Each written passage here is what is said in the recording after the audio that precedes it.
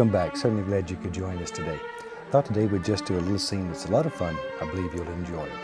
Start with a little Prussian blue and midnight black. More black than blue. And let's just begin dancing in some little things here and there. Just some little...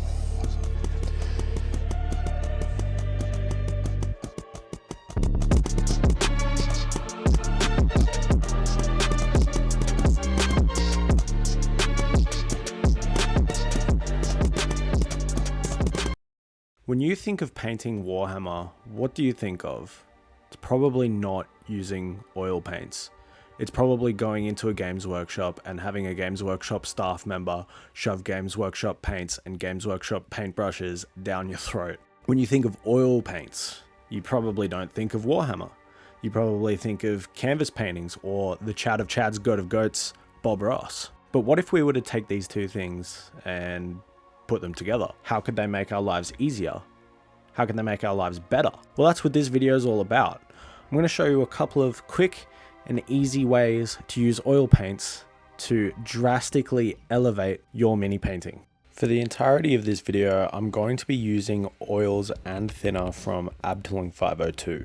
These oils have somewhat unique properties in that the linseed oil themselves, so the oil portion of the oil, is drastically reduced. This leads to shortened drying time, which is, of course, whenever I ask people, one of the biggest drawbacks from oils. People generally have an idea that it's going to take days to dry whenever they use them.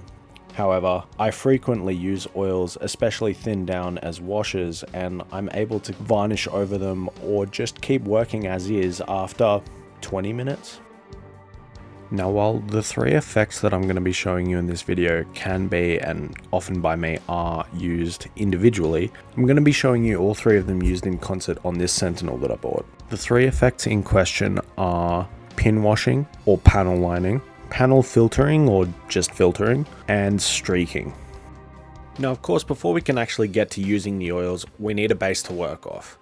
I primed the model black with Pro Acryl's black airbrush primer. I then gave him a quick base coat of Vallejo Model Color Charred Brown. Now, while this is a perfectly fine base color to work this color scheme that I'm actually developing on top of, I didn't use a dark brown base coat just for that. That's because over the top of this, I sprayed some AK Interactive heavy chipping acrylic fluid. This stuff essentially replaces the old school hairspray technique for weathering, where you would spray a bunch of hairspray into an airbrush cup to essentially, create a liquid in there, spray that onto your model, sprinkle some salt onto it, and then airbrush layers over the top of that. You could then reactivate that with a bit of water, scrape away the salt, and create a cool little natural looking chipping effect.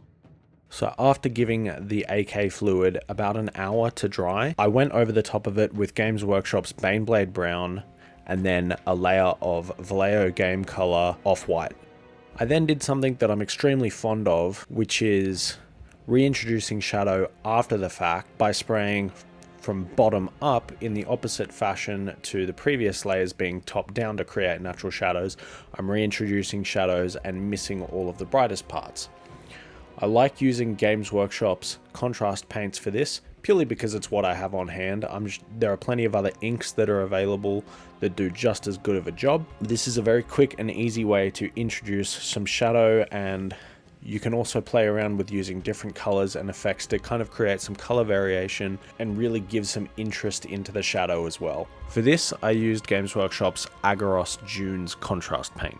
Now, once those have been left to dry for about half an hour, I can then spray the model with just some straight water, and then using a mixture of moistened brushes, things like toothpicks or just metal pins, I can then start chipping that paint away.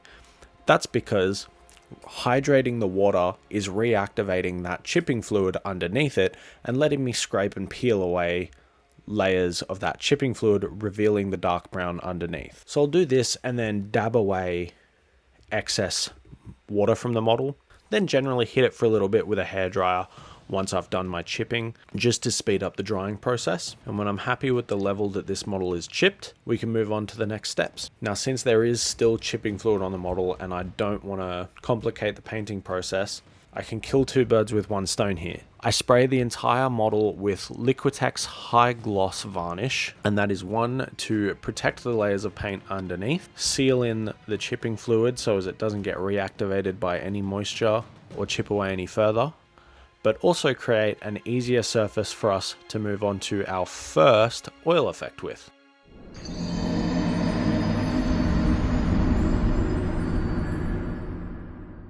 The first technique that I'll be showing you is pin washing. This is, in my opinion, the easiest thing to get down with oils and probably the most useful overall. This is going to act more or less the same as a standard recess wash that you might do with, say, a Games Workshop wash paint, but it behaves differently and it has some distinct advantages. We can do this over any kind of surface on the model, but for this example, I've elected to spray the model with a gloss varnish just to reduce surface tension on the model itself and create a more slippery surface. There's no exact science to the next part, but play around with it and just kind of think a little bit intuitively about how you want the wash to behave and what kind of surface you're putting it on. There's no exact ratios for how much oil to how much thinner you should be using. Maybe you want a softer bit of shade in the recess, so you would use less oil with a bit more thinner. Maybe you want it to be quite thick and quite stark. Maybe you don't want it to run quite as far, spread as far across the model, or any number of other variables. So just experiment with it and see how you feel. You also don't have to gloss varnish the model like I have. You can use a satin varnish and that'll protect the paint underneath while also not allowing the wash to spread across surfaces quite as rapidly. You can also elect to wash straight over a painted surface. This will actually allow the wash to bleed into the paint a little bit and create more of a gradient as opposed to just sitting in the deepest recess or, the path of least resistance. This can create some really nice grimy weathered effects. So for this in particular, I'm using Abteilung 502's oils and Abteilung 502's Fast Dry Thinner.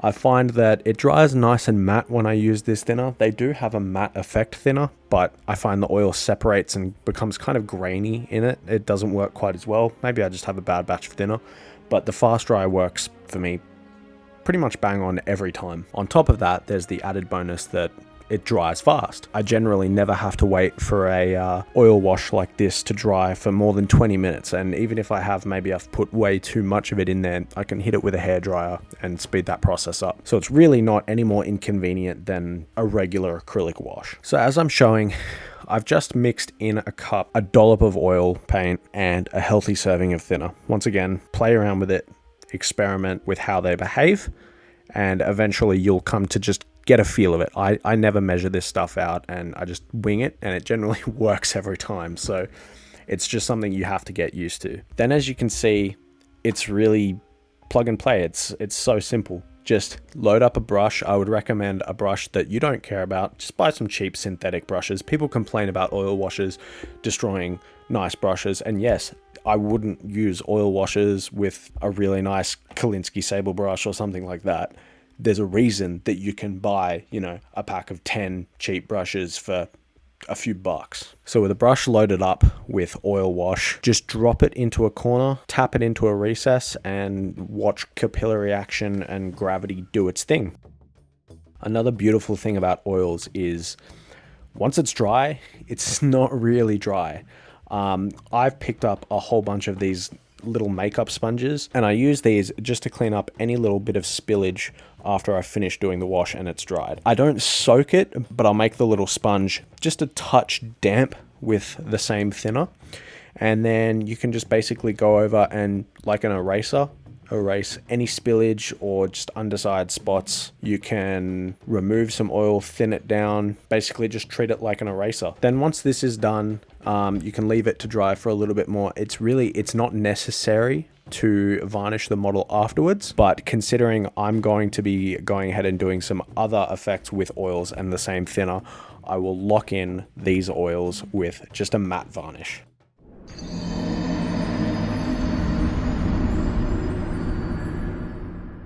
Now, like the previous panel lining effect, this is also pretty easy and quick to do. Admittedly, I don't utilize this as much as I probably should. I also haven't experimented with it as much as I would probably like to have, but this is a nice way to very quickly kind of modulate and add some interest to a flat surface. With this model, I'm being quite basic with it. I'm essentially taking some burnt umber from Abteling 502 and spacing out dots across the model. I then take a brush, in this case a kind of small medium makeup brush, and like with the previous step and the makeup sponge, I don't soak the paintbrush in Abteling's thinner at all, but I will make it damp. You'll see I'm actually kind of wiping off the vast majority of that thinner onto any surface just to make sure that there's no excess.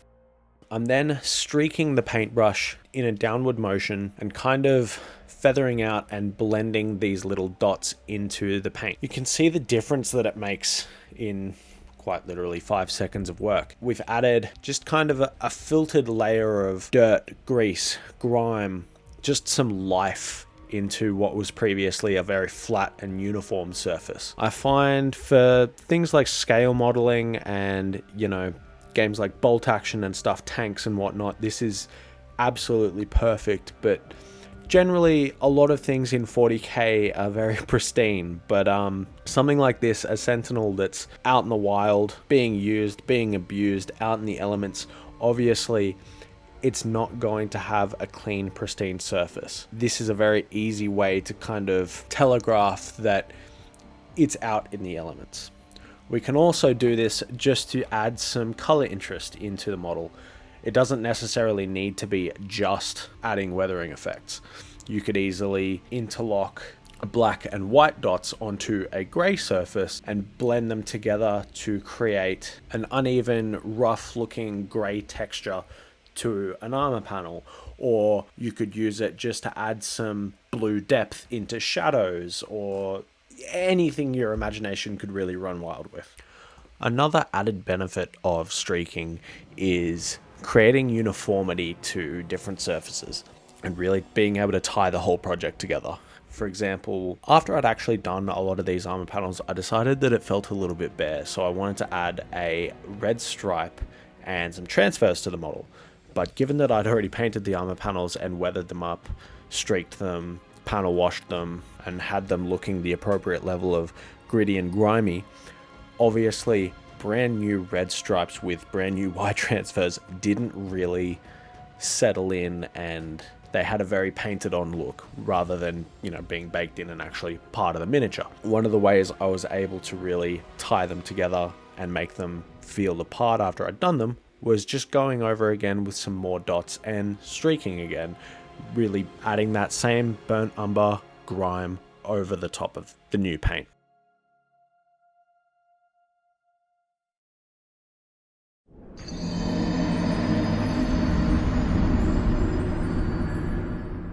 I'm calling this third effect streaking, but that's not really the whole story, because this is more or less just to show you how easy it is to actually blend oils. Streaking here is more or less just the use case that I'm going with on this model. All I'm doing is painting a dot or a line of oil paint, and then with a brush that's once again just dampened with some of my thinner, I'm using it to feather out and blend the oil. So for this model, I'm using it to create little grimy streaks coming out of some of the bigger chips in the armor. But as you can see here, in the front of the armor fascia, I also put a generous serving of burnt umber down the bottom, and then use a wider brush to feather it out and blend it. This is like wet blending on steroids. You can go back and forth with this as much as you want, and if you screw it up, you can just completely wipe it away with a brush or, you know, a makeup sponge covered in that thinner again. Now for this model, obviously it's a very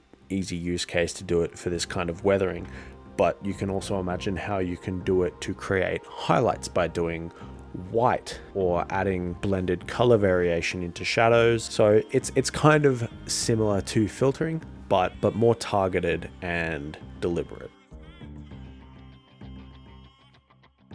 Hopefully with this video, I've been able to demonstrate that Oils aren't really this mysterious enigma of a paint that so many people seem to think that they are. It's just another tool that, yes, has its own little learning curve, but once you dive in, you realize that there's really not too much to it. There's a lot that you can get out of it compared to the effort that you put into learning how to work with and manipulate. And I think that they're an incredibly valuable thing to add to your painting arsenal. If you got anything out of this video, please make sure to subscribe. If there's anything more that you would like to know about oils, or if there's any questions you have or things that you would like to see me tackle with them, maybe drop that in the comments. I do generally check all of the comments that you guys leave on these videos. If you want to support me in making these videos, make sure to go check out my Patreon. One of the next videos coming up will actually be a Tau Commander that I'm painting for a little local painting competition, and that's going to be given to one of my patrons once it's done. Otherwise, thank you very much for watching, and I will see you guys in the next one.